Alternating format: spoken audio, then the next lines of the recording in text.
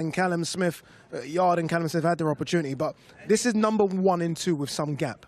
Yeah, you just took the words out of my mouth there, with some gap. These are levels, leagues above. That's not being disrespectful to the rest of them. It's because these are so good. It's such a good fight, so contrasting in styles. It will not disappoint.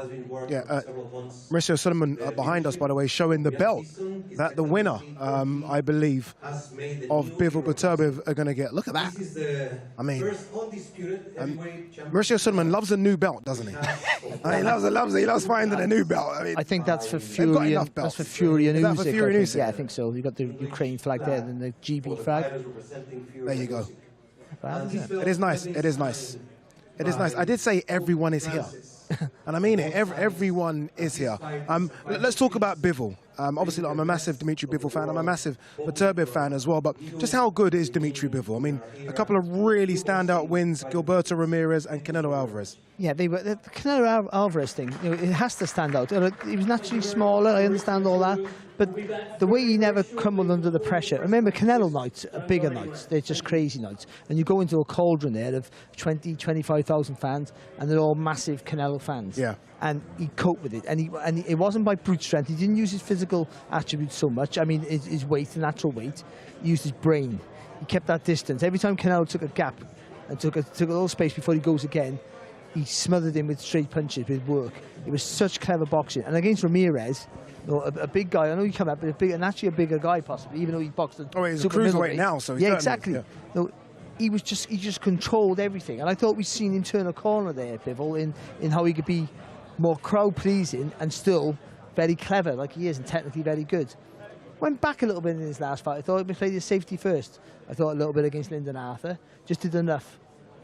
But he can't do that in this fight. He has to be the mix of being a little bit safety first, but also make sure that he makes Beterbiev know he's there. And he can do that. I think he's one of the most purest boxers we have in the sport today, Dimitri Bivol. And considering how good the landscape is at the moment, that's some statement to make. You know when someone is at the top of their game when they make it look easy. And for me, Bivol makes it look easy. The way he kind of, and I know what you're saying about the Lyndon Arthur performance, is kind of like, he was just in first gear, just kind of cruising, made it easy. And sometimes in this sport, if you can make the hardest sport in the world easy, well, so what? You know, you can't blame the individual, but I feel there's still levels and levels and levels to go. He's going to have to show these levels. He's going to have to show these gears against Beterbiev, who is just an animal. He may be down on the cards. One of the guys said there, Oscar, I think. He may be down on the cards for 11 and a half rounds. But just like that, he can pull out a victory because of that destructive power. It's almost, some might say, disrespectful to say boxer versus puncher, because Beterbiev is such a good boxer as well. And as an amateur, I mean, this guy's got so many accolades. And I think we saw it against Callum Smith when he switched it up against Callum Smith. He showed a bit of everything. Obviously, destructive power, but he also shows that he's such a good boxer as well. People think footwork is always about the guy who dances. And that's mainly true. You know, the guy who's fleet-footed, what great footwork he has. An aggressive fighter with good footwork, Golovkin, great footwork. Perfect Canelo, example, yeah. Great footwork. You know, they suffocate you with that front foot. Alexander Usyk, another one, as a cruiserweight. That front foot is right on your chest all the time. It puts you under pressure, forces you to make mistakes. And then when you have the power to make you pay for that mistakes, the power he has, that's what makes him such a good fighter. Can you move to the side so they can see that poster behind the scene? I mean, look at that. That's ridiculous. Beterbiev versus Bivol. For you Game of Thrones fans, that's just like Game of Thrones. These are two guys that would have been on the battlefield 500 years ago. Beterbiev looks frightening. He does look scary. He looks really scary. They made him look like a cruiserweight. He looks enormous. I remember picking up with the AJ Ngannou poster. They made Ngannou look huge. You can almost imagine Beterbiev with ears around his neck. You know what I mean? Yeah. Oh, no, fantastic. It really is. And that graphic that we just showed you, by the way, of Beterbiev's last 5 fights, all knockouts. This guy doesn't do extra time. He doesn't do overtime. Look at that. TKO, KO, TKO. Yeah, but look at the rounds. 7, 8, 2. No, he's not one of these guys who doesn't carry the power. No, he carries it late and he gets you early, yes. At any time. And he's probably into this later stage of his career. You look at his last couple of performances. Yard, who hit him hard, and we know Yard can crack. Tough fight, British Fight of the Year as well. And then Callum Smith, at the grand old age of 40, I mean, he outdone everything that Callum Smith could do. Yeah, I mean, like Barry said, he's this aggressive boxer, if you like. There's so much crudeness to the way he fights. Very smart. There is that question mark. The first thing that goes for a fighter is their punch resistance. But the last thing that goes is their power. Yeah. Like I say, I favour Bivol in this contest. I love the feet, I love the movement, I love the hand speed. You can't deny the power that Beterbiev carries, but I just... until that last second goes and the bell sounds for the 12 rounds, if it does go that long, he is in there with a chance. That's why this is so intriguing. It's going to be one of those fights that, for as long as it lasts, it's going to go so quickly because you're going to be at the edge of your seat. Yeah. Do you know, I asked His Excellency Turki Al-Sheikh about this fight, and he said the winner he wants to see fight Jar Pataya, which just... We've said that, haven't we? We've spoke about that. For me, if I had to pick a fantasy fight now, in divisions, that would be the one I'd love to see. Which one? Who? The winner. The winner. The winner. Yeah. The winner. I almost feel like Beterbiev looks like the guy that could go to cruiserweight, his size. Whereas Bivol's spoken about going down to 168. Yeah. Whereas Beterbiev looks ready to go to cruiserweight. And also, you always pick Beterbiev in a fight against anybody because of what he can do. You know, and imagine that. And Jaya Pataya versus Jaya Pataya. Jaya Pataya, I'm sure he's a lovely guy. Always looks like he's internally angry. Yeah.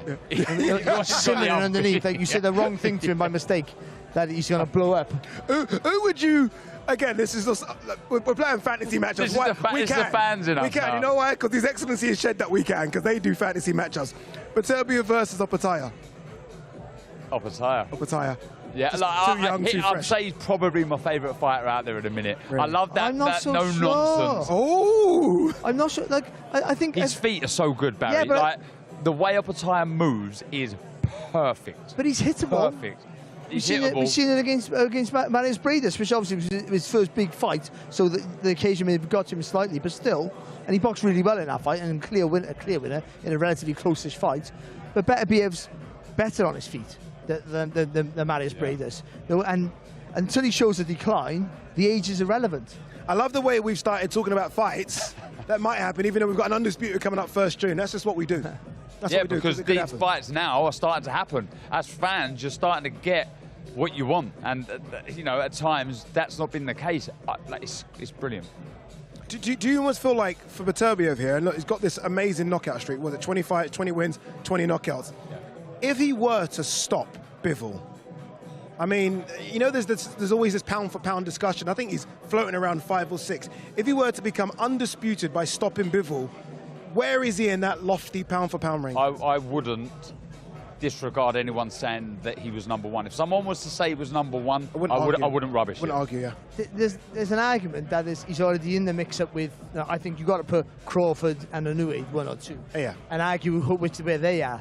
But you think adding him in that mix as well, you could juggle either one of those two. Yeah. If he does a really good, if he does a destructive job on Bivol, winning's good enough to put him in that argument anyway. If he does a destructive job, that's some statement. Yeah. He's a guy who hasn't really shown any frailties on that regard of getting hurt and getting hit and getting seriously hurt. All right, let's do this. They are ready. I can see over my shoulder that Dev Sani's ready to do this one as well. This is the press conference that I personally have been waiting for ages. I can't believe it's happening. Beterbiev versus Bivol. Let's throw to your MC for this one, Mr. Dev Sani.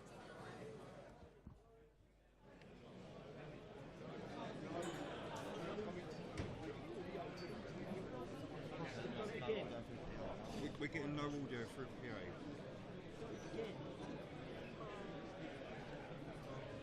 He said he wants someone queuing him. There's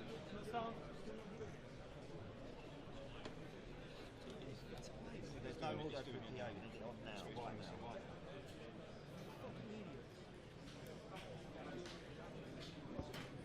The microphone's turned off.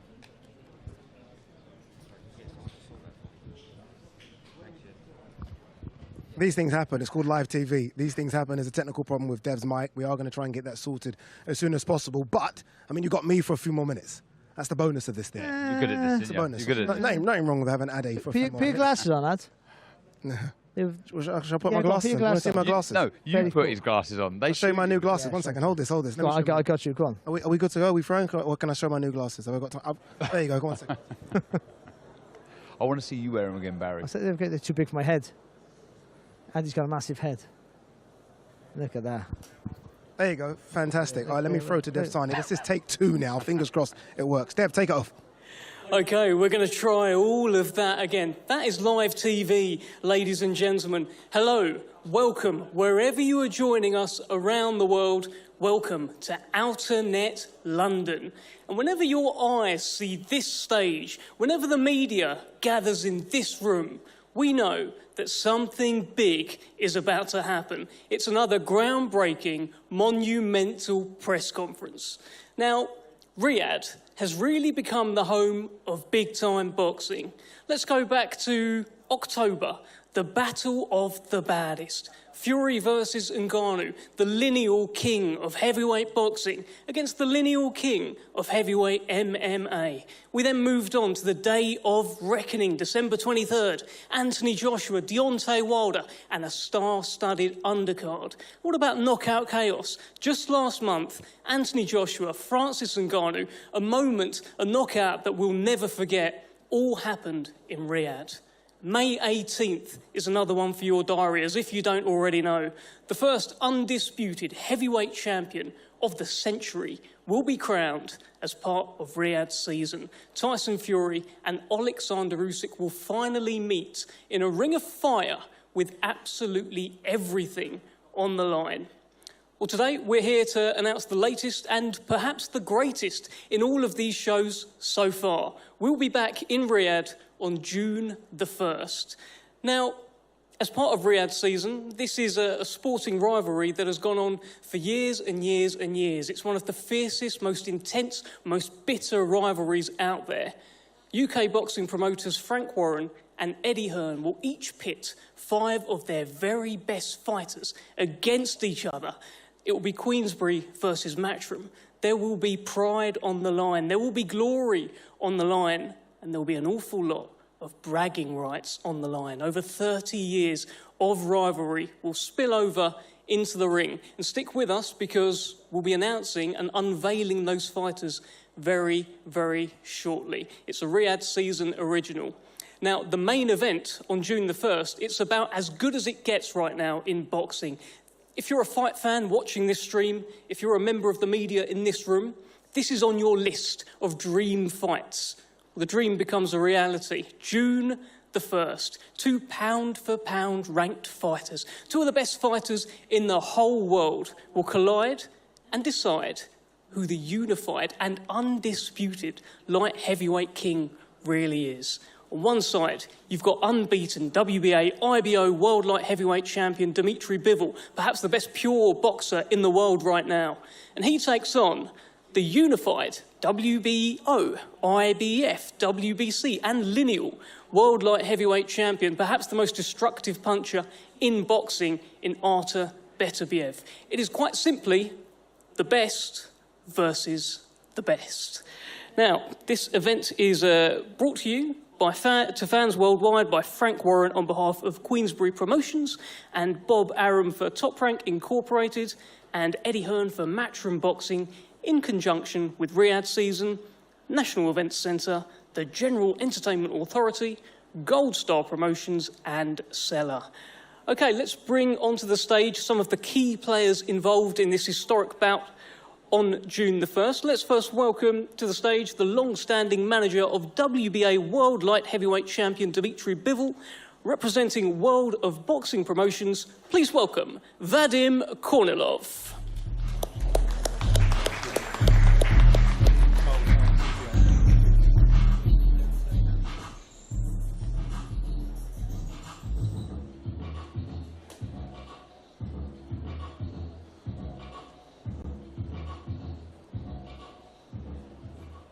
OK, that's Vadim Kornilov with that glorious WBA World Light Heavyweight Championship. Now let's welcome to the stage the president of Top Rank Incorporated and representing the unified World Light Heavyweight Champion Artur Beterbiev. Please welcome Todd DeBoeuf.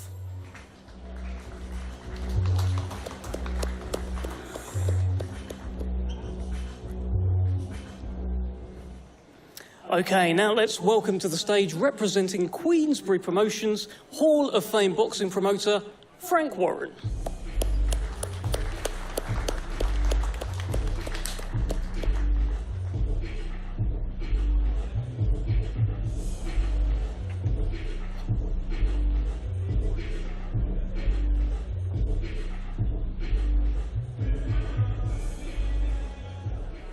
Okay, it's now time to welcome to the stage the long-standing promoter of WBA World Light Heavyweight Champion Dimitri Bivol, representing Matchroom Boxing. Please welcome Eddie Hearn.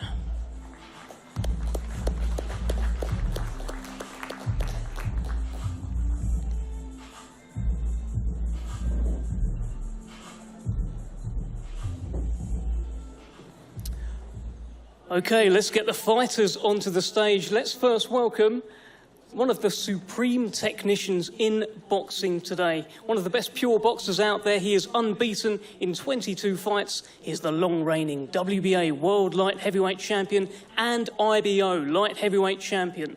Please welcome Dimitri Bivol.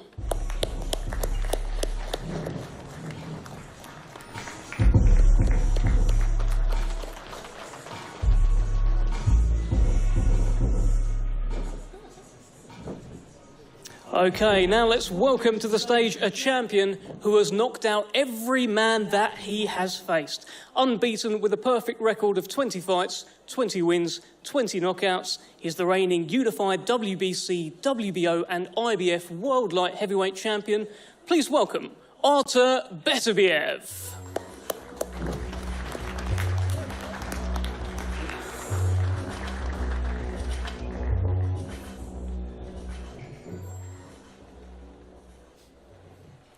Okay, so everyone's up here. Before we begin speaking to the top table, I'd like to take a moment to thank those involved in making these groundbreaking events possible. And what a privilege it is to be working again on such a historic fight card as part of Riyadh season.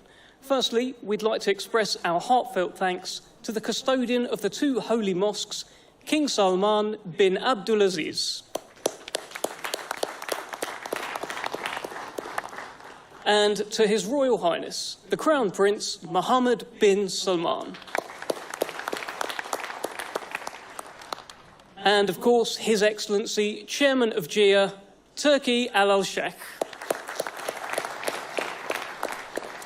And a huge thanks to all of the teams of GIA, Riyadh Season and Cellar as we continue to work together to deliver historic events in the Kingdom. Okay, let's talk to the table. I'm going to begin with Hall of Fame boxing promoter here, Frank Warren. A tremendous fight. This is undisputed. Just 2 weeks after we crown an undisputed heavyweight champion, we get one in the light heavyweight division. Tell us about this fight.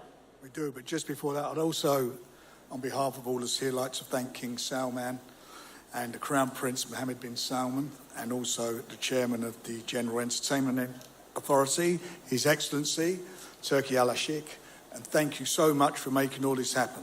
Boxing is so grateful for you, all the effort that's been put in to making these magnificent fights and occasions happen. Very grateful. So we've got a big fight. We've got 4 belts on the line. Very rarely does this happen. We got one, obviously, a few weeks before with a heavyweight division. Then we're in the light heavyweight division with 2 superb fighters, both undefeated. I think they're both 20 wins each. So somebody's O will go, as they say. And me as a fight fan and a bit of a neutral as far as the 2 guys are concerned, I can't wait to see it. This is something extra, extra special. And again, take our hats off to Top Rank and to Matchroom, who worked very hard to make this happen. It's brilliant. Now, you've seen both of these guys last year, Artur Beterbiev at the very start of the year, Dimitri Bivol towards the end. Look, I don't want to push you towards a pick, but have you got any pick? And bear in mind who sat next to you. Well, he beat my man, didn't you? He beat Anthony in I think his toughest fight to date. It was a tough fight. It was an excellent and exciting fight, and he done it in style. And over the other side of the table is another Brit basher who's done a few of our guys. So this is such a good fight. I mean, fights like this come along very, very rarely. Two undefeated fighters. As I say, we got one a couple of weeks before, a bit like buses, but very rarely does this happen. And quality fighters, top guys. And who would I lean towards? I've got to lean towards Artur because I think in fighting Anthony showed to me what a good fighter he was. You know, Anthony, as you know, I've got a lot of regard for him as a fighter, and you know, he done brilliantly against him. Okay, thank you, Frank Warren. Let's bring in Vadim Kornilov from the Bivol team. Vadim, you've just heard Frank Warren refer to Dimitri there as the Brit Basher. He's got a tall task in front of him, though, in Artur Beterbiev. Tell us your thoughts heading into Undisputed. Thank you for everything, and thank you for this fight to be happening finally. One thing I can say is that this is a fight that we've been waiting for a long time. Probably for the last 2 years, Dimitri has been asking for the undisputed fight. And finally, there's somebody that came through and came together, brought everybody together and made this happen. And I just want to say that we appreciate the opportunity, everybody who's taking part in this, and the great athletic fan in His Excellency, Mr. Turkey, who's making this a possibility for everybody. And why does your man win? Because boxing is more about class, IQ, style, and skills, in my opinion. Okay, well, let's hear from the Beterbiev side. Let's bring in Todd DeBoeuf. You've just heard the case there from Vadim Kornilov. A big moment for Artur and Top Rank here. Give us your thoughts. Well, I mean, I think I've always been a fan of destruction, and this guy is destruction, and Frank is dead on right. He, you know, Artur has just... Every time you turn on the television, my phone would ring and friends from all over the world would call me and say, who is this monster? And I think he gets better with each fight. I think he adjusted after the Yard fight where we saw he got hit a couple times and then came in for the next fight against Smith and adjusted. And the truth is, it's a really credit to the athlete. It's a credit to the Riyadh season, Sella, His Excellency, listening to what the people are saying. We want to see something, help us make this happen. And we're helping the two fighters at the top of their skill set in a great weight class and a great contrast to style. So I think we're in for a special night. And why does Artur Beterbiev become undisputed June 1st? Because you look at his body of work, nobody lasts 12 rounds. That's why. I don't have to say anything. That's a pretty conclusive argument, but I'm sure there's a man who will have something to say about that. Mr. Eddie Hearn, you've long championed Dimitri Bivol. He's talked about wanting to be undisputed, but this is a man you know very, very well. A tall task. Give us your thoughts. Yeah, thanks, Dev. Thanks, everybody, for attending today. Just before we go into this fight, just want to pass our regards on to the family of Willie Limond, who unfortunately lost his life earlier today. A great ambassador for the sport of boxing. Rest in peace, Willie Limond, and God bless your family. We're here again, Dev. This is quite remarkable, really. Of course, thank you to His Crown Prince and His Excellency Turki Al-Sheikh. You did it again. To have two undisputed fights within 2 weeks of each other is quite remarkable. I mean, the undisputed heavyweight world championship has been something that's avoided us for a long time. You made that happen. Now you make, in my opinion, the best fight in boxing in Dimitri Bivol against Artur Beterbiev. I think it's just one of the purest matchups in the sport. And to see that headline the top of a card on June 1st with the 5v5, 6 of the purest 50-50 matchups you could see in boxing. So congratulations to everybody. This is a real incredible moment for the sport. And I didn't see this fight happening without an intervention from somebody. And as I said, His Excellency made it happen. These are two tremendous fighters, two world champions. In every division, we should look to find an undisputed champion. It tells you who the very best is. And Frank's right, you know, Artur Beterbiev has, of course, beaten Anthony Yarde. He beat Callum Johnson, who we put in with him many years ago. Callum did drop him.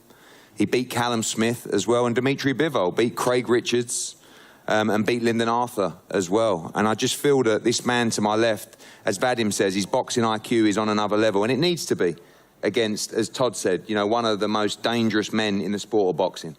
Artur Beterbiev is a wrecking machine.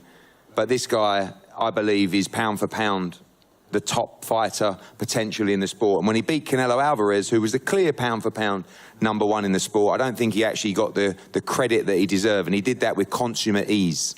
And as tough as this fight is, don't be amazed to see him make this look easy on June the 1st. I think it's going to be a very, very tough fight, but he has all the ability to stand that man on his head whilst he's trying to hunt him down. But whilst he's doing it, he's going to be very, very dangerous. And I believe on June the 1st, Dimitri Bivol will be the undisputed light heavyweight champion of the world. Just one more on that, Eddie. Obviously, you were talking about Callum Smith. He's going to knock him out with a left hook. Heard you about Callum Johnson in the past as well. What is it that is so different about Dimitri Bivol that makes you think he's going to stop this man? Ability, footwork, ring IQ, composure. You know, all of the things you need. If you don't have the ability to box and move, to stand and trade at times, to have a great chin, to have the engine, Arthur's going to run through you. And it's going to take someone very, very special to beat him. Thankfully, we got someone very, very special. His name is Dimitri Bivol, and he's built for this moment. For 5 or 6 years, we've been working together with Vadim. Vadim has told me from the very, very start, we need the Beterbiev fight. That is the fight that will show us and show the world how great Dimitri Bivol is. Really, he's already achieved greatness. He beat the pound for pound #1. But the naysayers will say, yeah, but it was a 168 coming up to 175. Whatever. Now there will be no arguments that the victor on June the 1st is the king of the division. And that's what we want in the sport of boxing. And I can't wait. I can't wait to, you know, I mean, it's going to be one of the great nights for Dimitri, for Vadim, and for me personally, because after we've spanked Frankie Boy 5-0 in the 5v5, we're going to run off with the undisputed championship. And it's going to be so sweet, because I look at Todd down there, he don't really like me either. So I can't wait. Roll on June the 1st, Riyadh, another historic night. Jeez. Thank you, Eddie. That was all for no context, Hearn. I know that was. Let's bring in a man who most definitely does like you, Dimitri Bivol, WBA light heavyweight champion. I've heard you talk about how this is your dream fight. Even when people were asking you about fighting Canelo again, you were saying, I want undisputed. Now it's so close. Tell us how you're feeling heading into this. Hello, everybody. I want to say thank you to Beterbiev team, to my promoter, World of Boxing, Matchroom, Eddie Hearn, everybody, and of course to His Excellency Turki Al Sheikh and Riyadh and Saudi, because they are making a great fight for not only for me, for boxing fans, because everybody who loves boxing, they ask me, when you gonna fight Beterbiev? Who's gonna make this fight? And Saudi Arabia, they will make this fight. And thank you for this. Of course, I'm happy because when I signed the contract to be a pro boxer, I had a goal to be an undisputed champion. And everything what I went through, it was to my goal. I made it to get my goal. Even the fight against Canelo, which Eddie mentioned, it was my ticket for big fights. And now I'm happy that I will have fight on June 1st for all of belts. When you look across, down the table, at Artur Beterbiev, 20 fights, 20 wins, 20 knockouts, do you see the most dangerous challenge of your career? Every time when I'm on my training camp, I think my opponent is the dangerous opponent in the world. These thoughts help me to be in focus, to be serious in my training camp, and of course he's one of the dangerous opponents. Even if we see on his records, even if he see on his fights, he's powerful, and it makes me more excited to fight against this guy, because I love challenges. I love to be tested, and this fight, the huge test for me also. Well, he's knocked out everyone so far. Tell us why you're different. Every person is different, not only me. I have good skills. I just believe in my skills. I'm in boxing 20 years old, 28 years I'm in boxing. I'm in boxing since I remember myself. I love the sport, and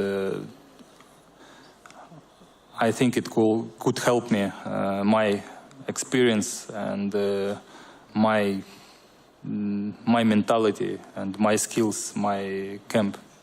I just believe that I could be undisputed.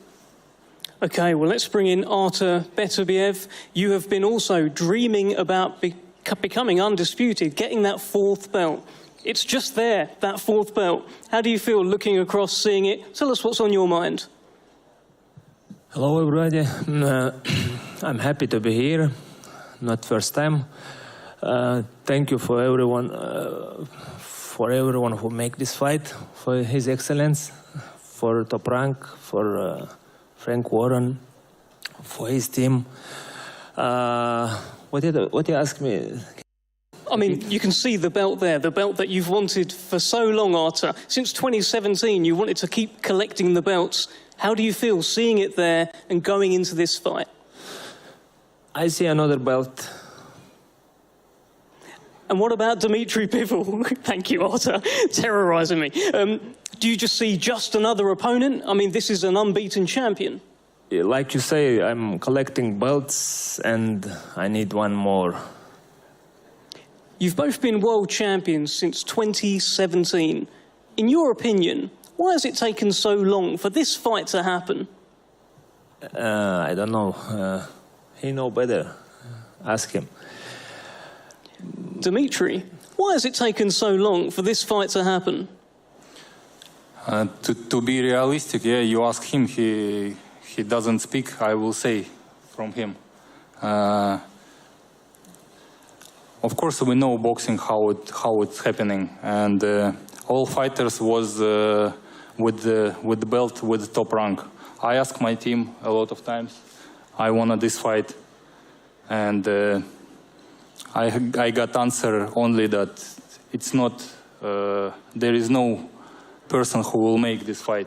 His Excellency wasn't doing boxing. Yeah, and now we have His Excellency who loves boxing so much, and who said that I want this fight, and this fight happened. Well, this fight is certainly happening June 1st. Artur, is this the biggest challenge so far? We'll see. What's your hunch? What do you think? Well, I'm not thinking. I'm preparing. I will prepare for this fight. Try to be ready for 100%. Okay. Thank you very much. I just wonder, do you have a message for Dimitri Bivol now that he's here? He knows already. Dimitri, Artur Beterbiev says that you know already. What is it that you know? I don't know already. We know. I tell you, no. For sure. Okay, so somebody knows something. What I do know is that there is an additional belt on the line here. There will be an undisputed new belt on the line, which should, there you go, the magic of television, it is up there behind us. And the fighters will face off very, very shortly in the front of the stage with that behind us. Don't go anywhere, because we'll be back very shortly for the 5 versus 5 unveiling. Dimitri Bivol, Artur Beterbiev, undisputed, coming up June 1st, your main event. Stick with us.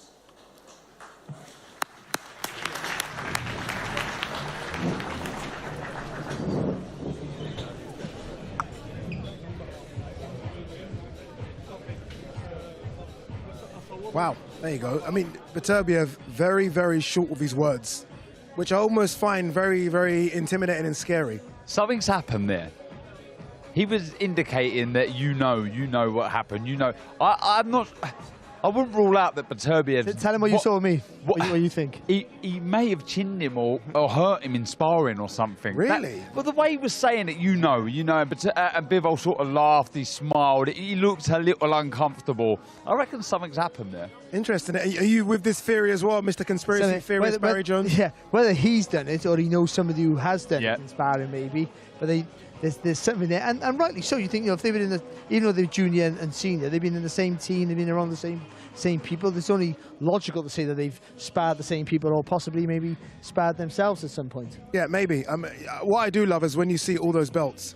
And in boxing recently, we've seen so many undisputed fights, and that's what we want to see, right?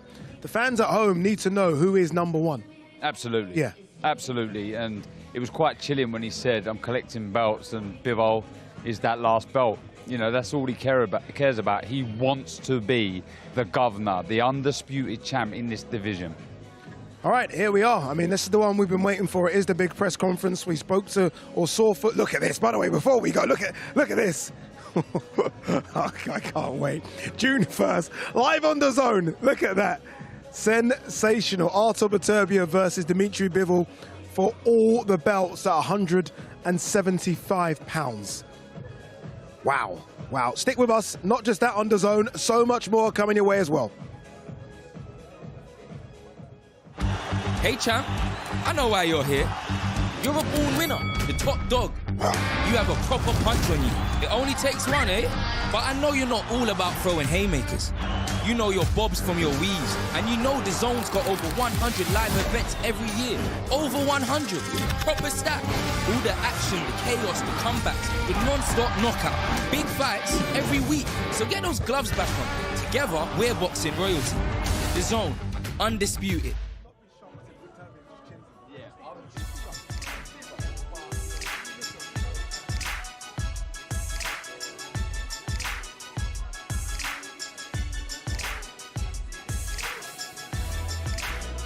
Told you we got so much coming your way on the Zone, and it all starts this Saturday. Big one, Devin Haney versus Ryan Garcia from the Barclays Center. Devin Haney, the current WBC super lightweight champion. We then move to May 4th. We've been talking about undisputed fights all today. We have another one. Canelo defending all his belts at 168 pounds. He takes on Jaime Munguia, which is his first fight against a Mexican since facing Julio Cesar Chavez.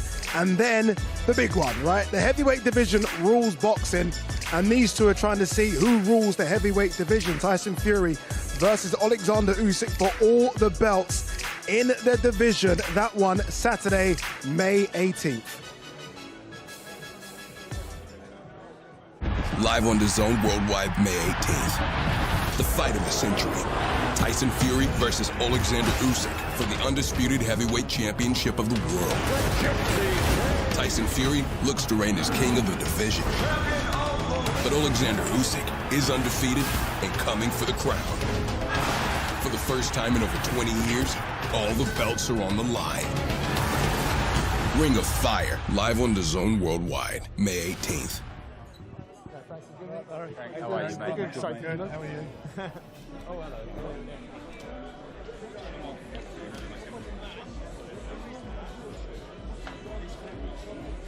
Day of Reckoning was something very, very special. We all enjoyed it. So much went on, though, behind the scenes that you guys didn't see. And there's a little snippet from a documentary that was made to almost remind us of just how good Day of Reckoning was. Is the power and the speed still there? Can he be the wrecking ball that he was once in his career? Every fight has consequence. There is so much on the line. So many world champions, so many contenders. Everyone is fighting for something. It's the greatest fight card, I would say, in the history of the sport.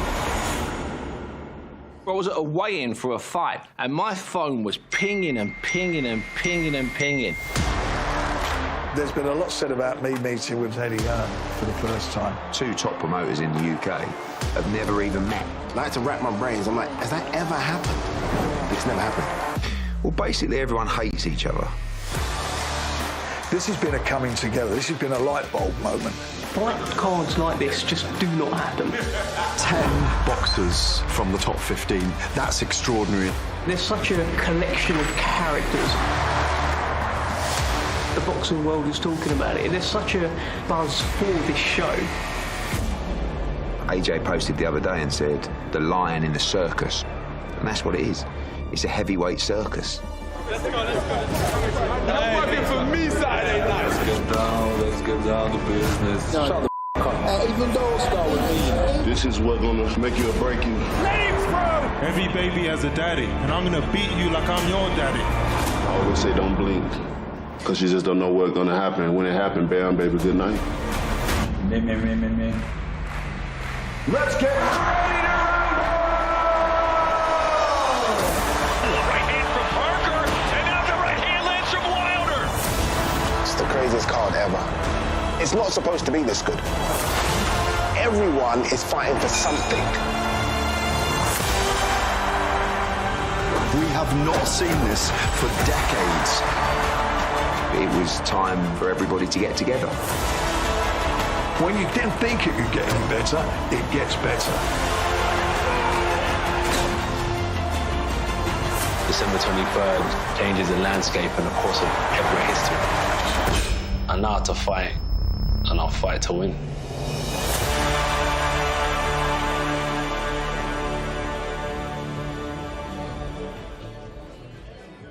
That feels so long ago, Day of Reckoning. It feels ages ago. It really does. How good was that, though, Day of Reckoning? That was fantastic. It was brilliant. I mean, it was a fabulous show. I mean, we all enjoyed it. Some great nights boxing.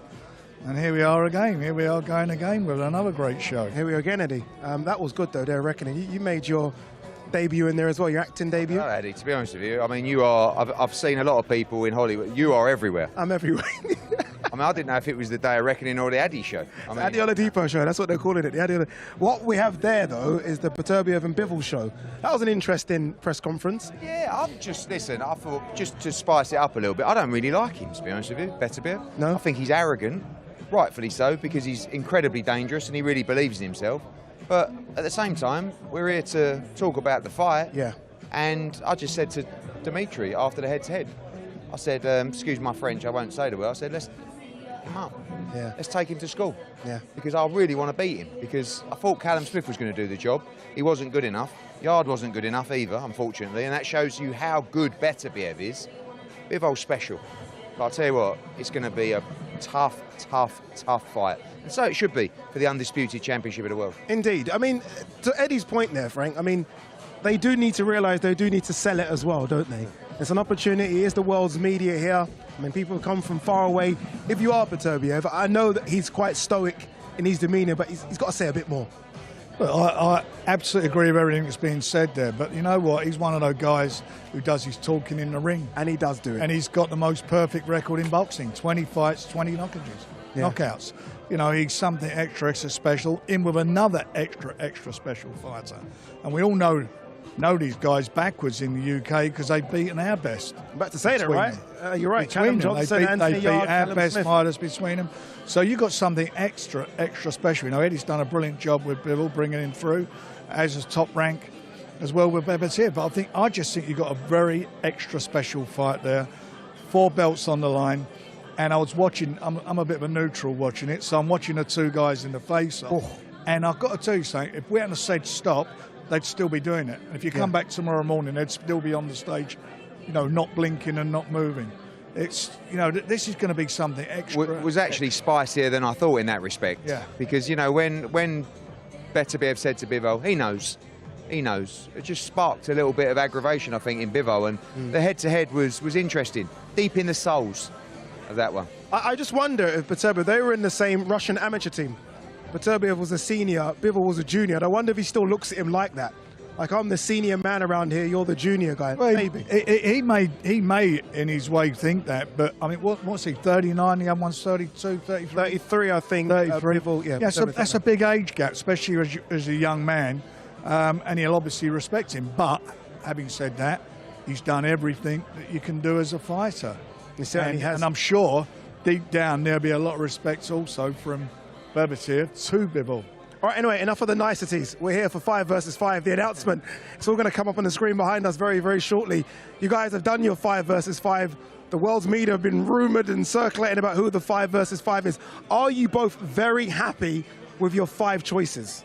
No names yet, but are you happy, Eddie, with your 5? Yeah, I mean, I have to say, they are all 50-50 fights. I mean, you could argue 60-40, I'm sure in which way? The Match promoter from would. Queensbury? Yeah, no, for our respective teams. Okay, yeah. But every fight, and that is why this card is so special. I mean, you've got Beterbiev, Bivol at the top, and then you've got 5 pure 50-50 fights. I mean, 2 thrilling heavyweight fights, a world championship fight, a big domestic fight, you know, an England versus America. I mean, it's just you know, we were debating it. I fancy our guys, he fancies his guys. You know, it's going to be, I think they should strap us up with a heart monitor on the night. Yeah. Because one of us could go over. You know? Frank, happy with your 5? Yeah, I mean, that's what we picked him for. We picked, look, every fighter we picked, we picked them because we think they will win. Because, you know, Eddie don't want to lose, I don't want to lose, and none of the fighters want to lose. But I do think we've got a very, very strong team. He's got some really good fighters as well on his team, but I generally think that we're going to... What I want, I don't want a clean sweep. I want a tie break. I want it to almost be 2 apiece and then the final fight be the one. We said earlier that we think all 5 fights could end inside the distance. Yeah. We really do, you know. And, you know, I was actually looking at the lineup. There's a real good feeling amongst the team where they want to win. Yeah. You know, I went over Regent's Park this morning at 8:30 to run with one of our fighters who's in the 5v5. That's how much we're put. I'm saying, get out of bed, get training. We can't lose this. And they're loving it, Addy, as well. They've been, wait till you see the promo that drops later. I mean, if me and Frank don't get a Hollywood part after this, we're giving up for good. You know? Yeah, a bit of an Emmy or BAFTA nomination. And I was just coming back from Regent's Park, having done my bit. Hey! We're up early. The early birds. Yeah, we're on the early birds. No, look, this has got excitement all over it. It's competitive. The fighters, you know, they're all up for it. Both teams really want this because they're representing themselves and their respective promotional companies. So this is you know, I can't think of anything like this one. You say the main event is a marvellous fight, and then you've got this going on underneath it. Yeah, I've been lucky enough to know what the 5 versus 5 is. Don't text me, don't message me, I'm not letting you know. It's very much world level. Would you continue to do something like this at British and European level back then? We were just saying with Buncey, 5v5 could have been 10v10, easy. Yeah. You know, on so many more levels, not just domestic level, but world level as well, world championship fights, and I'm sure it will continue to evolve. It's really grabbed the imagination of the fight fans with the picks and the weight classes, and there's still a lot for the concept to evolve. But you will see on the night, it's just brilliant. And like I say, the fighters have really embraced the format as well. They want to win for their respective teams. You know, always with these incredible Saudi Arabia events, the promotion, the promos, the documentaries, it's massive for these guys, it really is. You both have big stables. You must have upset a lot of fighters who didn't get the cut. Well, it was determined by the weights to start with, and we made our choices, and they are what they are, and we stick by them, but there's going to be other opportunities. I mean, like Eddie's going to want the rematch anyway after we beat the rematch. So there's going to be plenty of opportunities to do this. There certainly will be. No time to respond to that, Eddie, because big fight this weekend from the Barclays Centre is Devin Haney versus Ryan Garcia. Here's a quick reminder of what you can expect. We had great fights with amateur, no doubt. We need to fight. Hey, we're good fighters. Let's fight. Live on DAZN Worldwide, April 20th, Devin Haney versus Ryan Garcia. These two have been going back and forth since the amateur days. 2 generational talents, the world at their feet. Let's make the fight happen now. This one is going to be a grudge match. Set to ignite. Devin the Dream Haney, living the dream. Multiple world champion, undefeated. I am the man. It's time for me to show the world how great I really am. Ryan Garcia, lightning fast, explosive, unmissable, going all in. This is the year I shocked the world. A world championship is on the line, but only one can wear the crown. This is something that comes along every now and then in generation. I'm telling you, it's special. This one ounce. Live on DAZN Worldwide, April 20th. You want a real fight? You can fight me.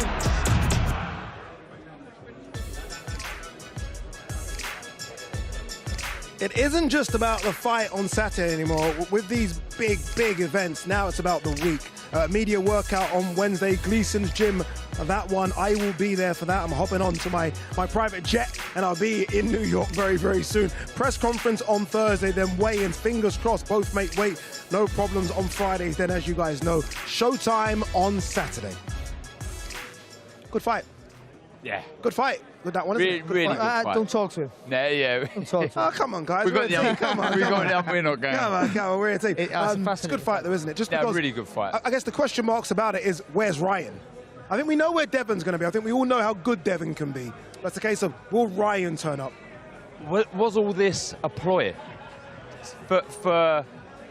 for Haney to take his foot off the gas. I don't know. You're very conspiracy theorist. Oh, a little bit. I see what's going on. Hanging around with Barry. Is that what it is? Yeah? Is that what it is? What's going on here? But either way, it's a lot of energy to waste. I don't think it'll have any effect. I think, if anything, I got a feeling that Devin Haney this week will get in the head of Ryan Garcia. You know, Devin Haney, I just want to give him his plaudits here because I don't think he gets enough. Devin Haney's 25. He's had 31 fights already, which in today's boxing world is quite a lot. And look at the people that he's fought. Abdullayev, when Abdullayev was unbeaten, Gamboa, Regis Prograis, Jorge Linares, Vasily Lomachenko, Kambosos, Ryan Garcia. That's solid. That's really solid. And he's done it, he's done it all by doing the things correct way. You know, he went to Mexico to learn his trade, for instance. You know, he's done it from the small hole, so that's why he appreciates him, and that's why he won't take his foot off the gas. He won't take his eye off the prize, because he's done it the right way, the proper apprenticeship way, and also he does everything correct. All right, all the build-up, as I say, to Haney versus Garcia fight week. Kate Abdo's in the building, by the way. She's actually behind. Can you see Kate? Can you see there? There again, interview. She's obviously part of fight week as well. Fantastic to have Kate on board. All right, 5 versus 5. The announcement is coming very, very soon. I can see Josh Denzel getting ready. This is it. This is it. We're going to find out who the 5 versus 5 is. Cannot wait. It's exciting, isn't it? I'm hearing they're going to come out with masks. I think this is true. Is this true? I'm hearing that they come out in masks and then it's going to be a case of unveiling. There you go. Head that they got tomorrow. It's going to be a case of them unveiling themselves live TV, ladies and gentlemen. But it is exciting, isn't it? This is what we want. Boxing needs exciting things to happen. And I love the weights that have been chosen here. Yeah. That's why, again, for me, it's very exciting. You know, the two heavyweights. Who are they going to be? Who are they going to be? I mean, look, it's the marquee division in world boxing. The way that the heavyweight division is playing out at the minute, there's so much up for grabs here. You know, I'm intrigued by those two fights. There is so much here. And then you just hearing of Frank and Eddie there as well. They do not want to lose this. You know, there's been the back and forth before. There is now a friendship. The respect's always been there, but they don't want to lose this. Imagine. Yeah, can you imagine if Eddie beats Frank? Yeah. He's never going to hear the end of it. No. I mean, Eddie will do podcasts about it forever. He'll have T-shirts made, and I mean, ones that he fires off in the Matchroom shows. Eddie beat Frank. No. I think either one will get a plane over the other one's house with a banner. Beat you, sucker. Something. But look, in terms of sort of excitement for the division, I mean, again, look, what we've seen in Saudi Arabia has been unprecedented in terms of depth of cards, right? I mean, incredible cards. But this is almost something different, isn't it? Because you didn't need to do this. I mean, you look what behind it. Beterbiev versus Bivol didn't require this type of undercard because it's such a special fight anyway. But now you got this. Yeah. But you can make fights and then people can pull out for whatever reason. But in this thing, they weren't making fights. You were just saying this is the weight. And then almost fighters had to bid to their promoter to get on the bill. I mean, that's the difference. The fighters had to beg to get on the bill. I think it's a different scenario there. Yeah, no, agreed. We just showed you a bit of Haney Garcia. Obviously, look, fantastic fight. There's been so much going on behind the scenes in that fight, in making that fight between Devin, between Ryan. Here's 40 days for a snippet of just the explosiveness of Ryan versus Devin.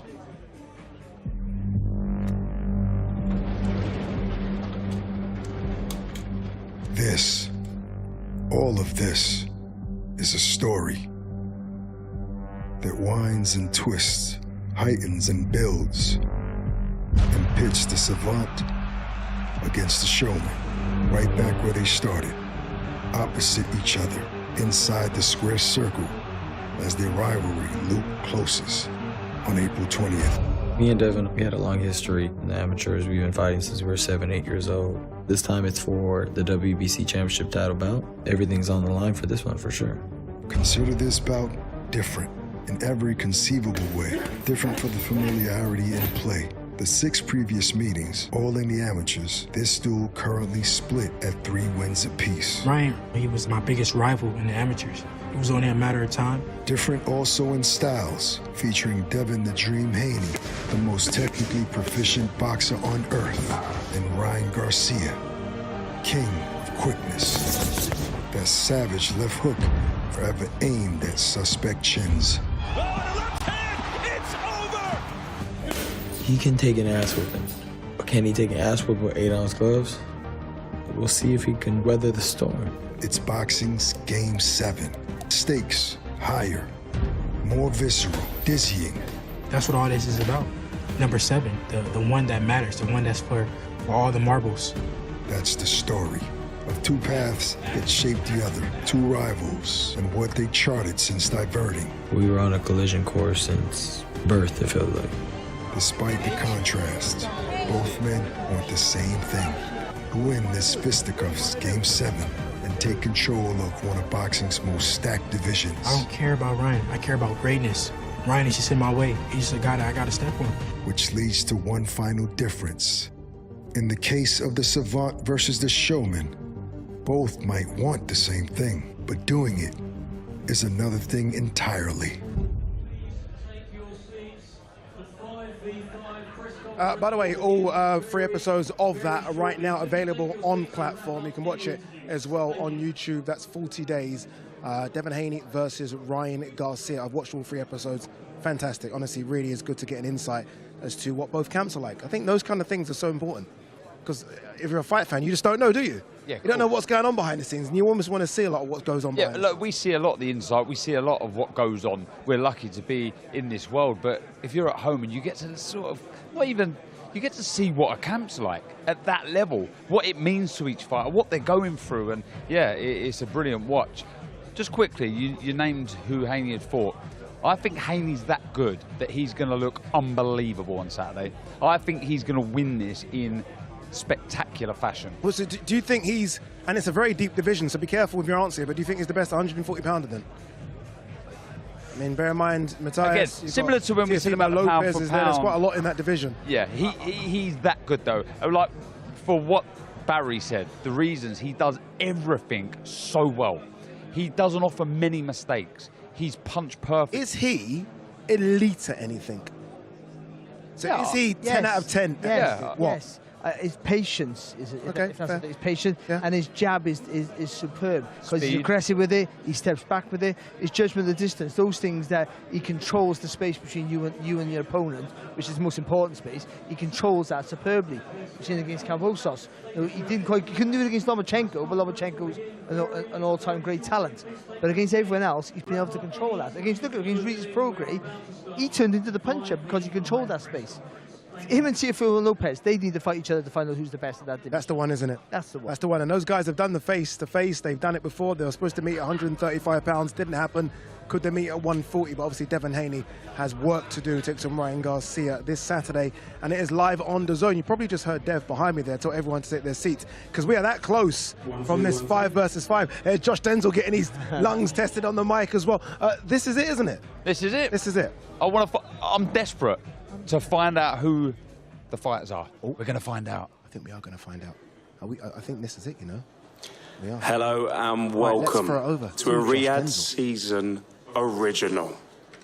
This is a never been seen before concept. 5v5, Matchroom against Queensbury, Frank against Eddie.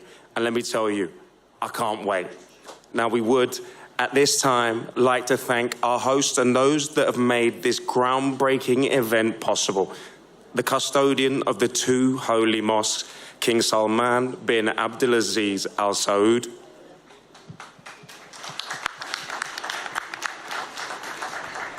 His Royal Highness, the Crown Prince, Mohammed bin Salman.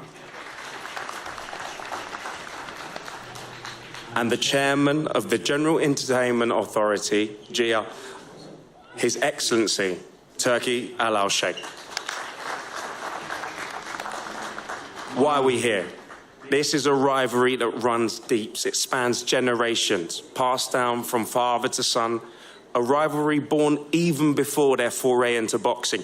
In the early 1970s, Frank and Eddie Hearn's father, Barry, butted heads in business, delivering pool tables and machines into pubs across the capital, and it only got bigger from there. From there, with the help of their sons, of course, Eddie, grew into the biggest and most recognisable boxing promotional outfits this country has ever seen. With Matchroom Boxing, Queensbury promoting some of the biggest fighters throughout their careers, biggest names in the sport, such as Nigel Benn, Ricky Hatton, Prince Nassim Hamed, Canelo, Tyson Fury, and Anthony Joshua, just to name a few. this rivalry no doubtably grew and grew and grew, and potentially can be settled when they pit their best, all thanks to the visionary ideas of His Excellency, Turki Al-Sheikh. Now, before we get into it, I want to break down some of the rules of this 5v5 because we have a bespoke set. Now, both Frank and Eddie had the chance to pick 2 weight divisions each for their fighters to be contested in. And the final weight category was picked by His Excellency, Turki Al-Sheikh. Now, we're going to find out very, very soon who will be representing Team Matchroom and Team Queensbury. Now, the rules are a little bit different here. We're going to get 1 point for a decision win. We're going to get 2 points for a ref stoppage or TKO. A draw is no points. And as a kicker, both captains' scores will be doubled. And Eddie and Frank are going to pick their captains, so it's better to go for broke. Now I've done enough speaking. I think it's time to hand over to our MC for the day, Dev Sani, to introduce some of these fighters. Okay, if the fighters can please come and take their seats. You're going to enjoy this, ladies and gentlemen. There's something very special about what we're about to see. Never been seen before. The fighters will now come up here and take their seats.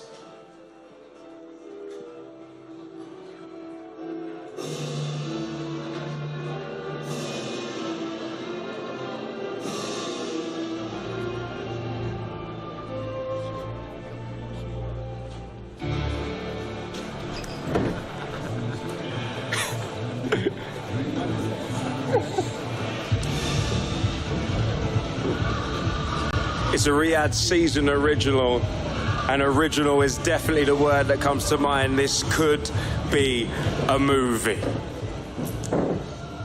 Now I think it's time, Dev, to bring in the 2 men, their head honchos.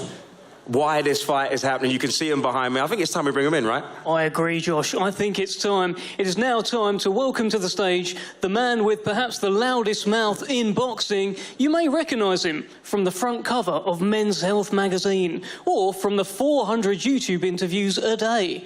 Proudly representing Brentwood, Essex, please welcome the chairman of Matchroom Boxing, Mr. Eddie Hearn.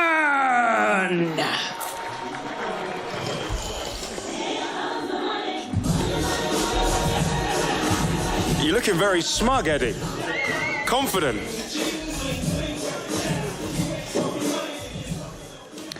All right, now let's welcome to the stage the Hall of Fame boxing promoter who has spent over 40 years promoting the biggest stars and fight nights in the UK. You may know him for his no-nonsense approach, and he may have even asked you to do him a favour. Proudly representing Islington, London, please welcome the chairman of Queensbury Promotions, Mr. Frank Warren. The governor's in town.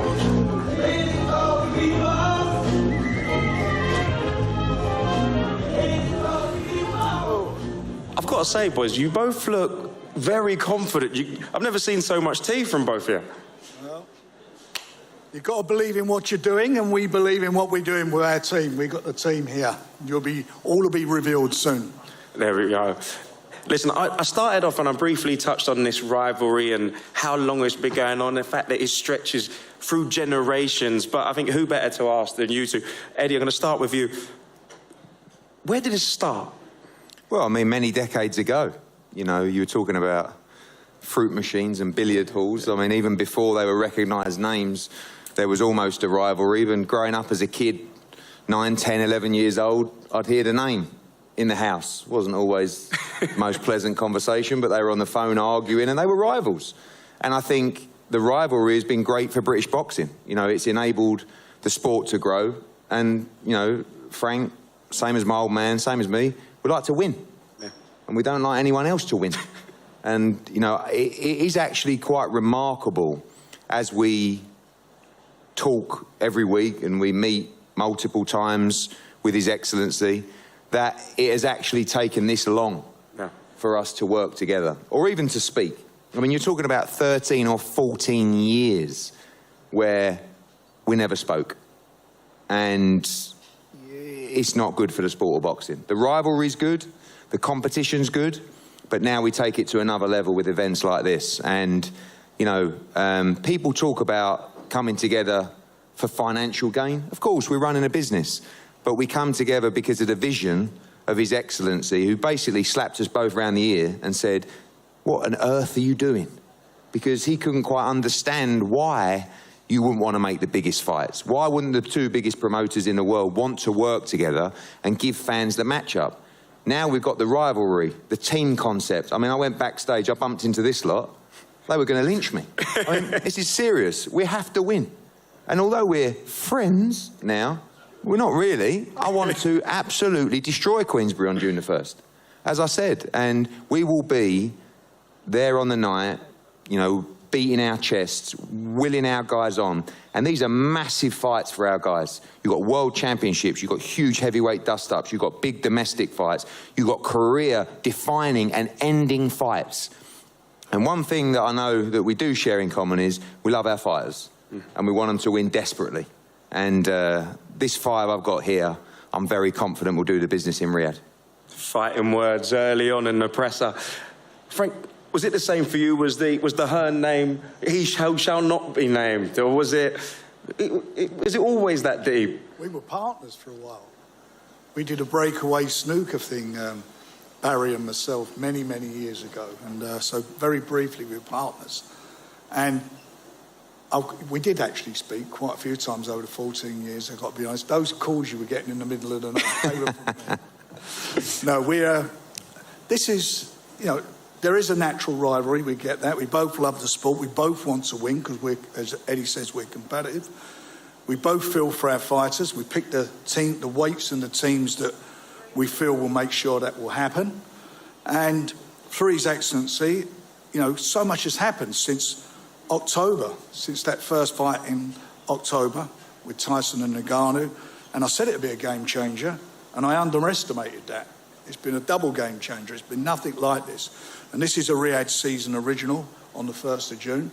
This is something, you know, things like this, well, I can't even remember anything like this ever happening in boxing. So I think this will be the first of, hopefully be the first of many of these encounters.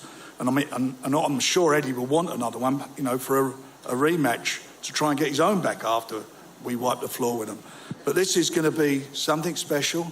It's going to be a fabulous night's boxing on a card that has 4 belts on the line. 4 belts on the line, 2 undefeated fighters that we just spoke about in the previous contest. And this, I mean, don't get any better. You're a fight fan, you're in fight heaven. This is something that, you know, people will talk about in years to come. And we want to win it. Eddie's team want to win it, his fighters want to win it, we want to win it. We're all competitive. Everyone's competitive. You know why? Because it's called the fight game. There's winners and losers, and we are not and don't want to be the losers. Everything's on the line here. So June 1st, watch it, because you're going to see something extra, extra special. Frank, it didn't feel that long ago, Eddie, that we were on this very stage and we were talking about a completely different fight, and then His Excellency had a visionary idea of putting you two against each other, head-to-head, picking your best, almost like schoolyard rules. Did you ever believe that it would actually happen? Once His Excellency said it was going to happen, it was going to happen. Because everything he says he wants to do with his vision and paves the way for us to go out and then make it happen. But yeah, he says it's going to happen. I'm telling you, it will happen. What would it mean for you to win this, Eddie? It's only winning. I mean, everything else, I mean, people talk about taking part, couldn't be more irrelevant. Winning, it's the only thing that matters in sport, in life. And as Frank said, this is the fight game, the greatest sport in the world. And, you know, we're all very lucky to be working in a period now where these events are happening, and these fighters as well.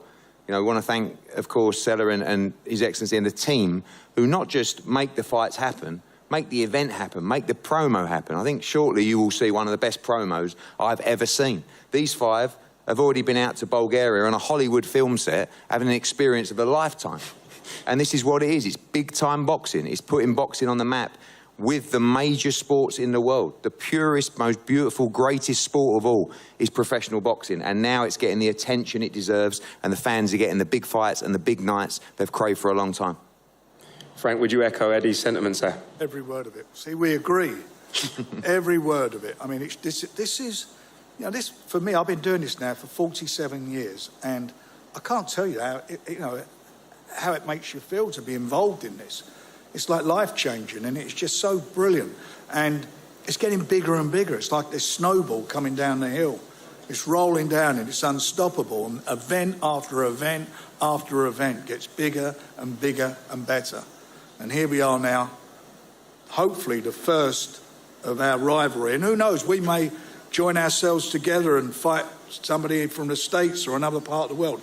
Who knows how we do this, but this is magnificent for boxing. It's magnificent for the fans. They're getting what they want. Evenly matched fights, unifications. I mean, it's all happening. It's all happening in Riyadh. It's all part of the Riyadh season, and it's just been so phenomenal and game-changing. And I'm going to repeat myself, I underestimated that in a big way. This has changed everything about boxing. There we go. Now, this is where we're all here for. Dev, I think it's time that we find out who exactly is behind these masks. I think it's time, Josh. Well, Frank Warren has picked the heavyweight division. Would Frank Warren's heavyweight pick please take off their mask?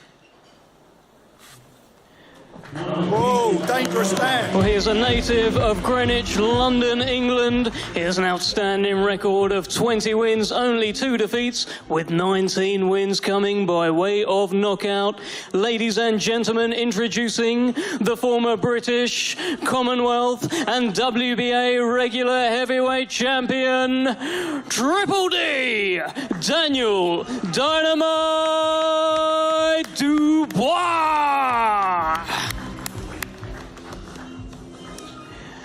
OK, well, we've got Daniel Dubois in one corner. Will the Matchroom heavyweight pick please remove his mask?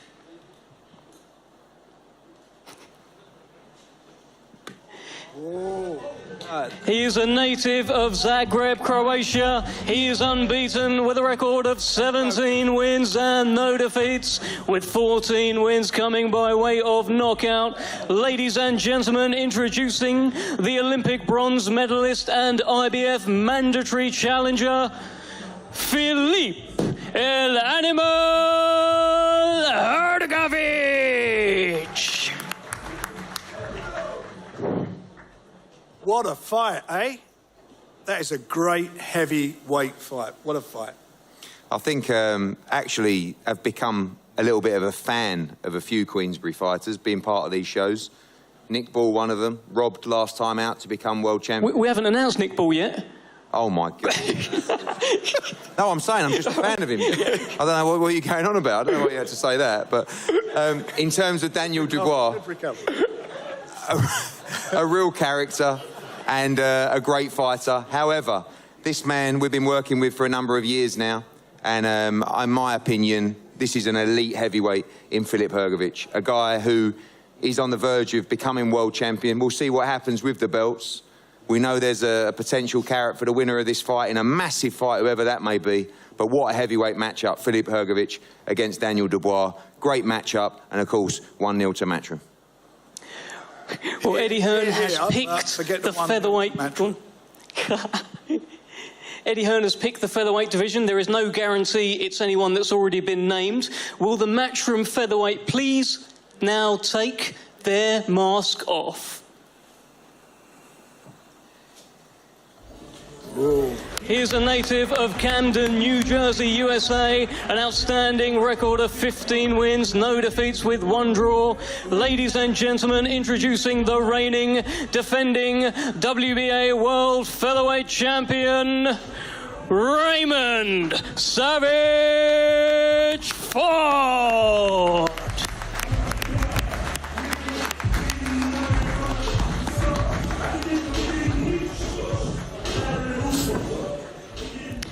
And now it's time for the Queensberry featherweight to remove his mask again. We don't know who it is. Please remove your mask.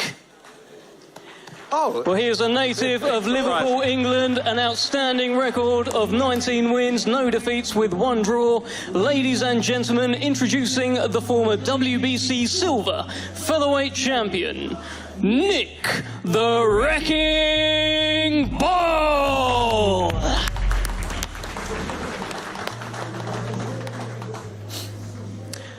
Okay, let's continue now. Promoter Frank Warren has picked the middleweight division. Will the Queensberry middleweight please remove their mask? Whoa. He is a native of Ilford, London, England, unbeaten with a record of 19 wins and no defeats. Ladies and gentlemen, introducing the reigning Commonwealth and WBC silver middleweight champion, Hamza Shiraz!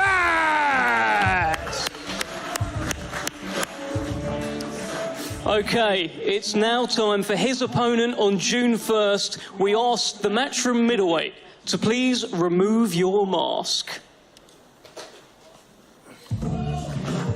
Well, here's a native of Houston, Texas, USA, unbeaten with a record of 16 wins, no defeats. Introducing the former standout amateur sensation and reigning IBF North American middleweight champion, Austin Ammo Williams. Okay, well, promoter Eddie Hearn has selected the light heavyweight division. Will the Matchroom light heavyweight please remove your mask? He's a native of Crystal Palace, London, England, an outstanding record of 18 wins, 3 defeats and 1 draw. Ladies and gentlemen, introducing Craig Spider Richards. Well, let's meet his June 1st opponent. Will the Queensberry light heavyweight please remove your mask? He is a native of Garcia, Scotland, an outstanding record of 17 wins with only 1 defeat. Ladies and gentlemen, introducing the former world amateur champion, Willie the Hutch Train Hutchinson.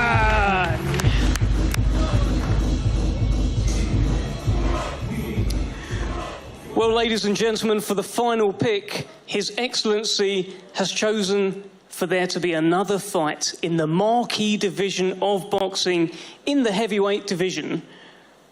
Will the Queensberry pick please remove your mask? Well, he's a native of Xinjiang, China, now fighting out of Bloomfield, New Jersey, USA. A record of 26 wins, 2 defeats and 1 draw. Ladies and gentlemen, introducing Gillet Big Bang Zhang.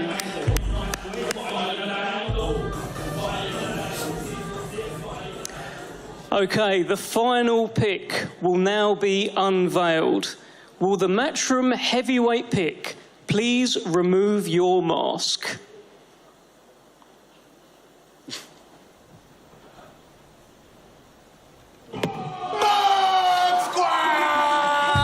He is a native of Tuscaloosa, Alabama, USA. He brings to the stage an incredible record, 43 wins, only 3 defeats and 1 draw, with an incredible 42 wins coming by way of knockout.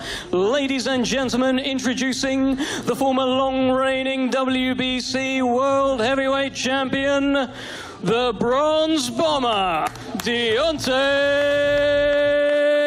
Wilder!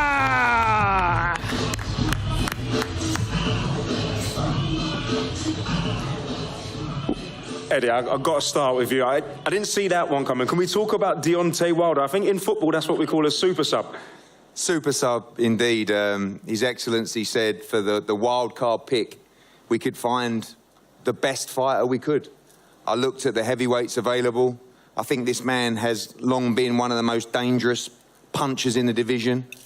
Coming off a defeat, I think he's going to come back more dangerous than ever. And, you know, when we spoke to Shelley and the team and Deontay, this was the obvious pick to make. Deontay Wilder against Zhilei Zhang is a massive, massive heavyweight fight between two punchers.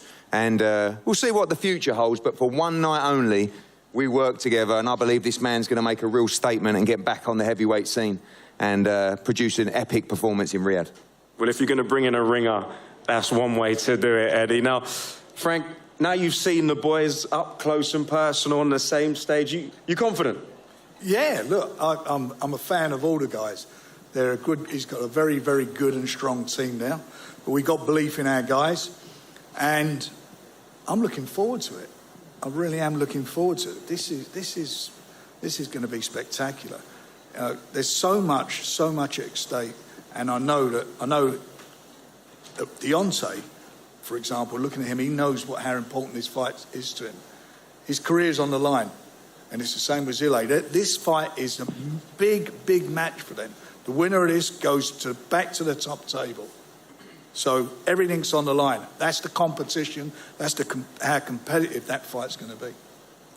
Listen, before we get into the nuts and bolts of this, I'm going to come to each a quick word of how they feel about their matchup. Daniel, I'm going to start with you. You feeling confident? You look over there to the far side. Filip Hrgović, it's a big fight. Very, very confident, you know, working hard, and I'm just ready to prove, you know. We had a spar a while back, and he keeps talking about that, so I'm going to just show him that people change, and, you know, I'm a different animal now. Fighting words. Filip, how do you respond to that? I hope so he changed, because if he didn't change it would last few rounds only. So I hope so he changed, man. That sparring wasn't good for him, so I hope so you changed. And we can save those fighting words for when we really go hammer and tong. It's a bit later on in the day. Craig, good to see you. You know who you're up against. Yeah, good seeing your lads today. Obviously, thank God, thank Eddie Hearn, Matchroom Boxing, Frank Smith and He Excellency for putting me on this show. I'm excited and can't wait. Nick. What's going on? Hello, lad. Good to see you again. Yeah. You happy with your music this time? Yeah, better winning.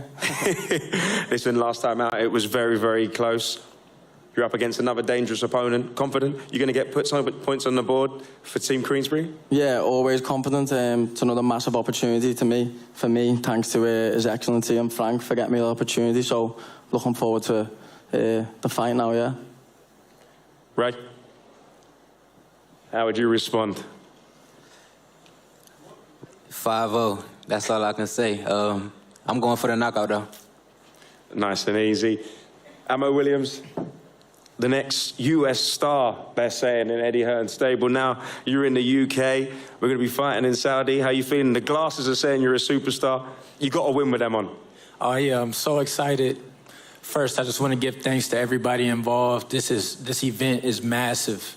It's massive, and I just want to say thank you to everybody involved in making it happen. I'm so ready to showcase my skill. I'm so ready to showcase all the investment, all the fights, everything that we've done together, me and Eddie Hearn, and it will shine through in Saudi Arabia, June 1st. Don't miss it. Hamza, I seem to see you at every fight. You're a busy man, always looking suave. Yep. Yeah, no, first of all, I'd like to thank the Almighty Allah for allowing me to be here today. I'd like to thank His Excellency Turkey Al-Sheikh for making it happen. I'd like to thank Ricky, my team, and I'm looking forward to it. I'm ready. June the 1st. It's going to be a Queensbury win for sure. Willie, you can just about see Craig down there.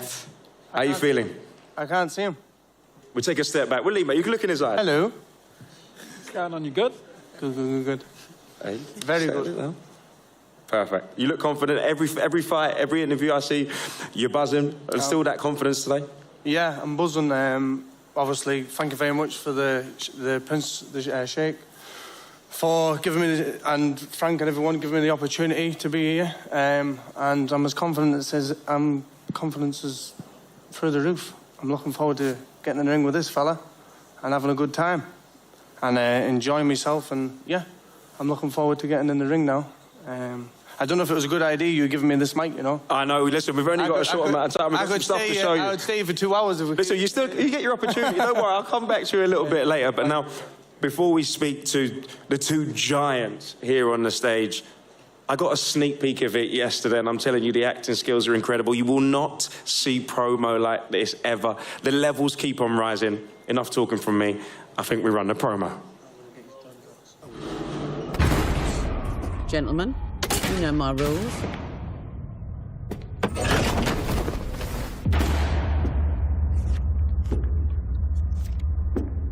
We'll have no around and absolutely no funny business. We're going to wait our turn and maintain our manners at all times, or this game's over before it's even begun. Frank, let's have you do the honours. Age before beauty, Eddie. Let's get some fights made. I haven't got all night. Chop, chop, Frankie. Off you go. Chop, chop indeed. That's a cleaver swinging, and there's a killer behind it.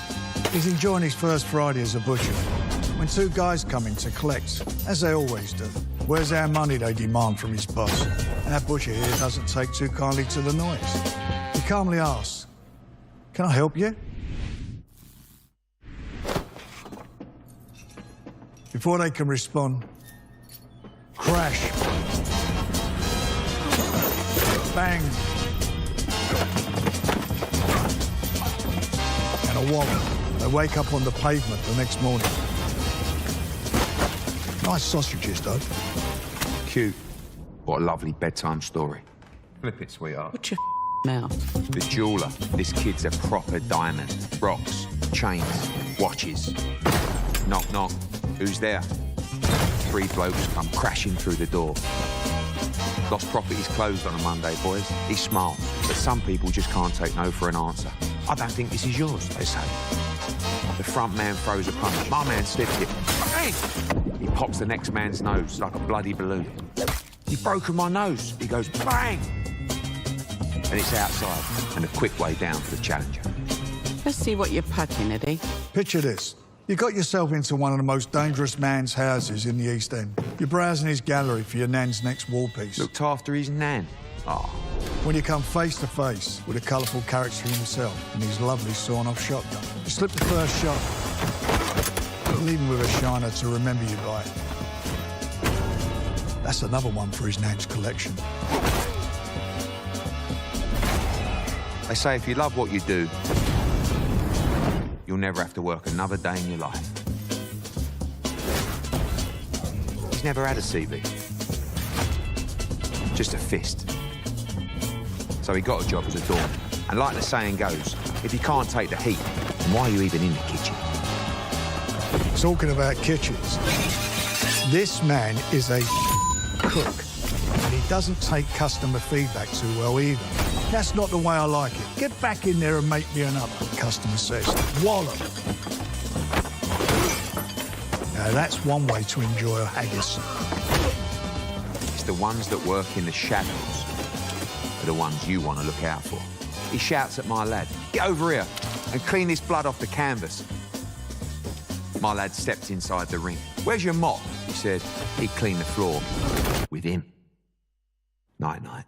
I can always respect a man that takes out the rubbish. This lot in the same room's going to be trouble.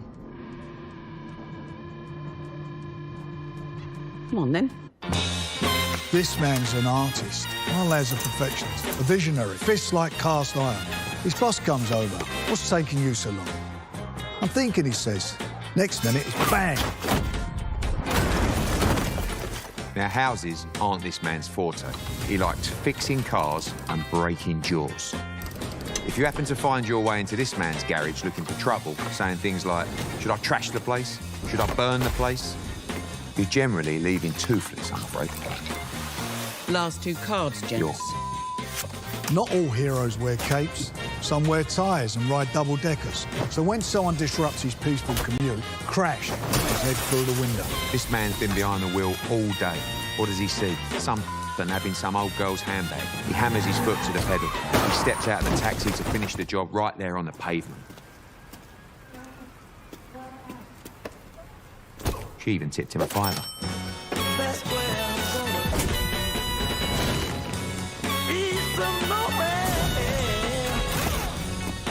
June the 1st. Make sure you'll mob her there.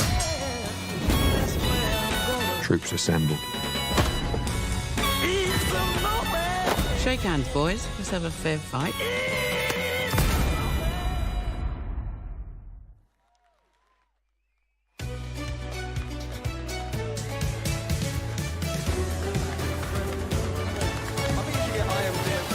If you, but listen, if you do another one of them, I'm serious, it could be a career. That was just an incredible experience. We were filming for about 6 hours on that table. And as I said, all of these fighters flew out to Bulgaria for a couple of days. And I just want to, you know, I know we're all forever thanking His Excellency, but thank you not just for making the fights, but the vision for boxing and allowing these fighters to express themselves and showcase their personality and their stories. And I know every one of these guys absolutely loved it. And it's how you spin a narrative. It's how you tell a story that gets people excited. And that was absolutely brilliant. I mean, I thought Frank was very good. I was sensational, but, you know. It never stops. A career change for any of you boys on this table? Slightly easier acting than doing what you're doing. They're not going to give up their day jobs. Now, His Excellency surprised us with a pick at heavyweight, so I think it's time we hear from the fighters from the weight division that he chose. Deontay, the super sub. In England, we might call you a ringer, which means when you get a player who doesn't usually play for you that's very good. How are you feeling being up here? I feel good. Man, it's a blessing just to be back in the scenes of everything. I'd like to thank Frank Warren, Queensberry, Eddie Hearn's Matchroom promotion. Nobody ever thought with me and old Eddie would be working together. So this is an ultimate surprise right here. And like Eddie said to Frank, you know, it's a shame that we can't work together in the business of boxing. This is what it's all about. The best fighting the best promoter going against the best promoters, to putting fighters together. And I love the scenery. I love how Your Excellency, you know, Turkey come in and his staff, and they rearrange and change the way boxing is promoted and done. And I'm looking for that acting career after. Yeah. You don't have to get hit. But, you know, I'm looking forward to the fight. Zane, I respect Zane. He's a good fighter, and I respect him for that. But it's my time, you know. I've been through a lot, you understand me? And I've had to regroup. I've had to get myself together. And things just don't change overnight. Things don't change for the next fight or so. You have to keep working. You have to keep pushing. You have to keep working. You have to keep pushing, keep working, keep pushing until you get what you want.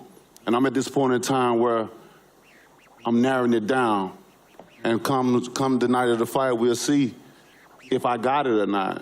This fight, I'm holding it as my last stance, my last chance, you know, and that's what I'm taking it accordingly as, you know.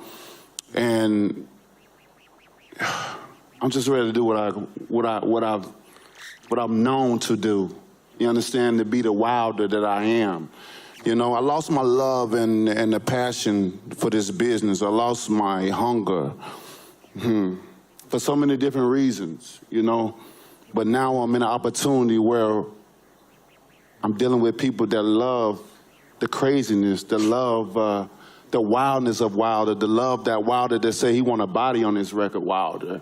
And it's amazing to be around people that appreciate what they see in front of them. It's amazing to be, you know, tied into people that love what we do. People don't understand what we do and how we have to do it and get to that point. This is not an easy task that we do. Boxing is strictly a business. It's not a sport for me. I always say the business of boxing, and that's what it is accordingly. We risk our lives for you guys' entertainment, and here I am again. I'm not playing around this time. I have nothing to lose. I feel like I've lost a lot of things in my life, even some of the closest people in my life. So I don't feel like I have nothing else to lose, but only to gain. And this fight, we're going to tell, we're going to see. It's enough of the talking. I even told my team, I don't want to hear how good I look, I am, this and this. I'm not going to even be posting too much this time around because I mean business. I can feel the desire and the sensation in my heart again. That hunger, that monster, that beast is coming back. The pain that I've endured over these last years, it's going to be, you will see what I'm talking about comes the night of the fight. So good luck to all, and to all a good night. Strong words there from Deontay. You can see it means a lot. And the man that's going to be on the other end of that pain that Deontay is channeling is Zhilei Zhang. Zhang, you're representing, you're His Excellency's pick. You're representing Team Queensberry. You're up against one of the most destructive punchers in the division. You are one of the most destructive punchers in the division. You're looking to end this one early. 在经历过这一番陈词之后啊，你觉得在比赛的当天，你有机会提前终结这个比赛吗？首先再次来到伦敦，感谢 His Excellency， 感谢 Queensberry， 感谢沃伦，再一次让我站到世界顶级的舞台上面。博尔德是一个重炮手，实力非常强悍。 但是我要小心，非常小心。然后，但是我也是一个技术型的重炮手。如果我看到机会，我手下不会手软。First of all, it's a pleasure for me to be in London again. Thank you to His Excellency. Thank you to Frank Warren for making this happen.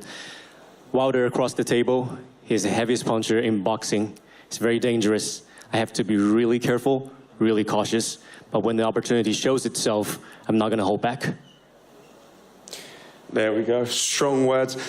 Prediction, you're going to get that win. It's going to be a knockout.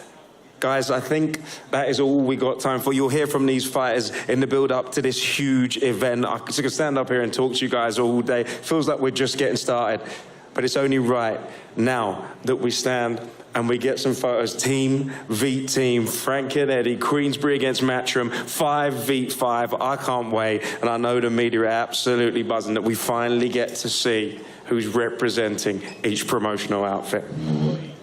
Thank you very much. But guys, don't go too far because we do have a very special guest, which Dev Sani will let you know more about in just a moment after these photos.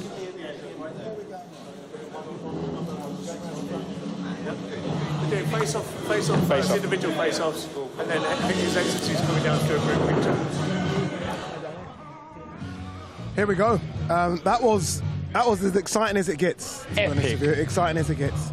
Honestly, with no confidence, can you pick winners there? You can't. It's just frightening. No, just quickly though on that promo, how good was that? Oh my lord! I can't. Out of all the ones they've done, that's the best so far. I can't wait to get out of here because there's no Wi-Fi in this building to go and watch it again as soon as I get outside. That was the best promo. If you are a Lock, Stock and Snatch fan, a fan of Guy Ritchie, that was that. It was amazing. It was unbelievable.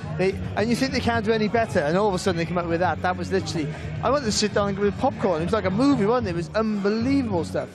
But these matchups are also unbelievable. They really are. And they are genuinely 50-50 fights. You might have a favourite in each fight, and I sort of do as well. But you can genuinely see why the other one could and maybe should win. Yeah, I mean, what I love about Dubois in this one, Dan, is that obviously, look, he had a bad sparring situation with Hrgovic. He hasn't let that kind of affect his choice here. He's like, you know what, put me back in with him. I don't care if he beat me in sparring, let's go in the real thing. Yeah, and I think he's managed his confidence on fight night, overcoming the defeats and looking very good last time against Miller. I think he's exercised some demons and he brings a lot of confidence into this, but Filip Hrgovic is just a wrecking ball. He wants to destroy everyone in front of him and he understands the importance of this fight to really push on and try and capture a world title. Now this one, Raymond Ford, the champion, versus Nick Ball. Obviously Nick Ball, who challenged Ray Vargas for the WBC title. I thought won that fight, but the judges gave it to Ray Vargas. He gets another title shot against Ray Ford. This one is styles. You got the American slick style against the rampaging Ball that is Nick Ball. This is two fighters on form at their peaks. I think Nick Ball should be a WBC champion here, but Ray Ford, to go with the beautiful skills that he's shown throughout his career, showed in his last fight by winning the title an innate toughness to pull a fight out of the bag with that 12th round stoppage. So you've got either guy here that have shown pretty much everything what you need to be a champion. And this is a real hard fight to pick. It really is. You can see Ford put on a masterclass. You can see Nick Ball just weighing him down and getting him late. And this is your weight division. I'm coming to you on this one, your old division. This one, again, I haven't got a clue. Hamza Shiraz versus Emma Willie. Of all of them, I may call this the real 50-50. I'm with Barry. They're all very, very close, but I struggle to pick the winner here.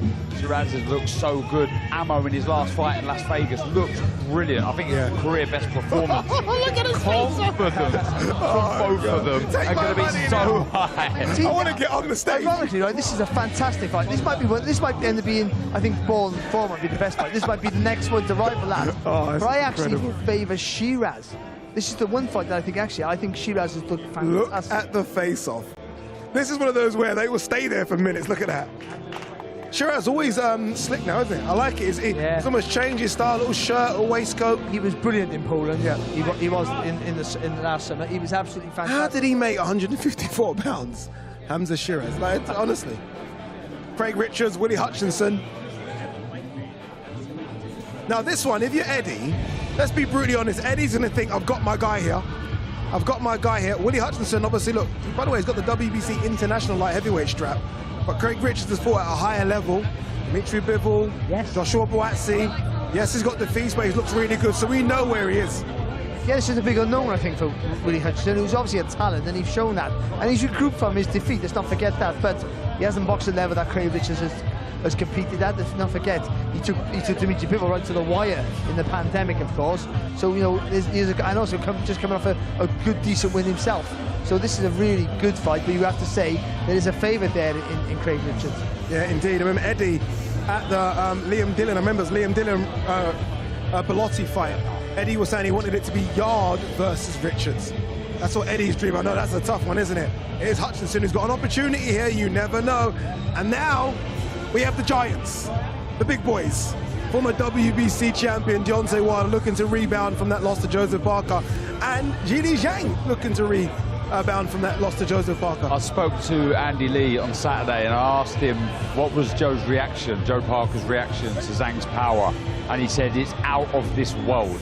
He's never felt power like it. And you remember, he's been in the ring with Wilder as well. So this fight is a battle of two huge punchers, and they desperately, both of them need a win here to keep their careers on track, to push on towards those world title shots. This is a must-win. It really is. Yeah, I mean, it's a fantastic matchup. I mean, the fact that it is winners stay on, I mean, you could have, and look, this is me playing dream matchup here. If Wilder does win, I know AJ wants a dance partner in London in September. If Wilder gets the job done. Mate, in all divisions, in the heavyweight division, only one good win from being back in the mix. We told you about the point system, guys.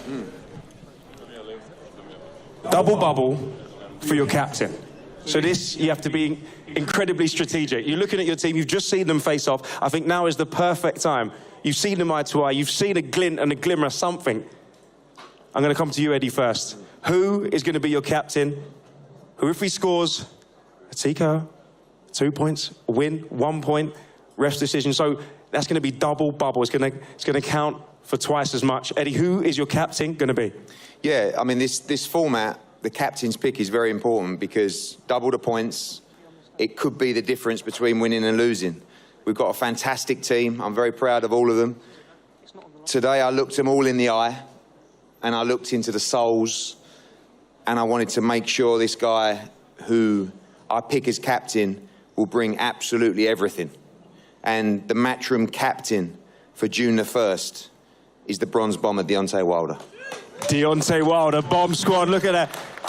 Looks regal. It looks like he can carry the weight of the captaincy on his shoulders. It's nothing new to him. Now, Frank, you've got the joy of going second. You've seen who this man has picked as captain, who he thinks is going to get double bubble against Zhang. Frank, who's your captain, the captain of Queensbury? He's somebody I've got the utmost faith in. I've got faith in all the guys. He's been with me from day one. He's a phenomenal, phenomenal fighter. And I love watching him in the ring, and his last couple of performances, he's done everything you could ask him in absolute style. So, as you've guessed, the captain is Hamza Shiraz. Hamza Shiraz, captain. His points are worth double bubble. The jeopardy is definitely here. Now, can I get the fighters to join. Group photo on stage, because the surprises keep coming. I'm going to leave it to Dev, because we have a massive surprise here in a day of surprises. Dev Sani, take it away. Thank you very much, Josh Denzel. Well, as we know, on May the 18th, the undisputed World Heavyweight Championship will be on the line between Tyson Fury and Alexander Usyk. We've seen the undisputed belt up on the screen.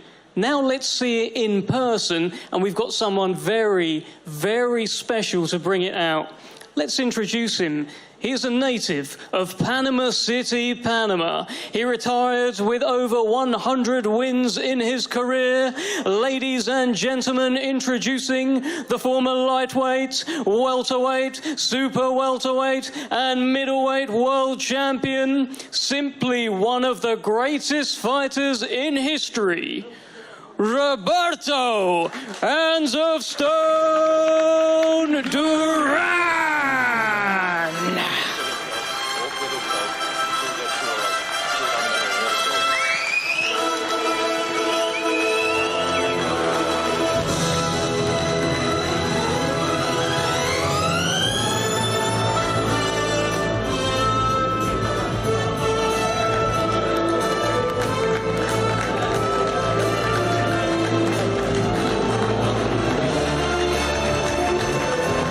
Well, there it is, ladies and gentlemen, the undisputed belt on the line May 18th between Tyson Fury and Alexander Usyk.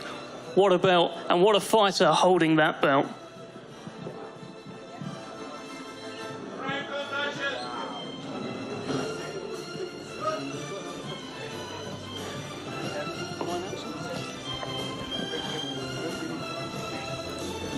Okay, everyone, just hold on stage for now. We have another... The great Roberto Duran on stage. What do you make of the belt? Look, it means an awful lot. It means an awful lot. It's different. Okay, that was quick. I'm going to go back. His Excellency Turki Al-Sheikh is now on stage.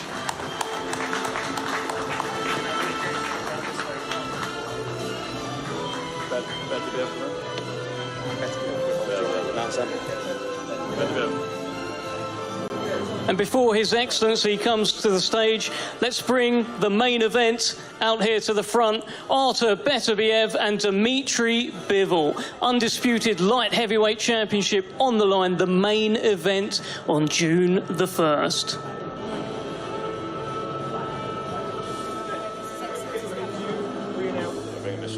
Okay, let's now welcome to the stage the chairman of GIA, His Excellency Turki Al-Sheikh.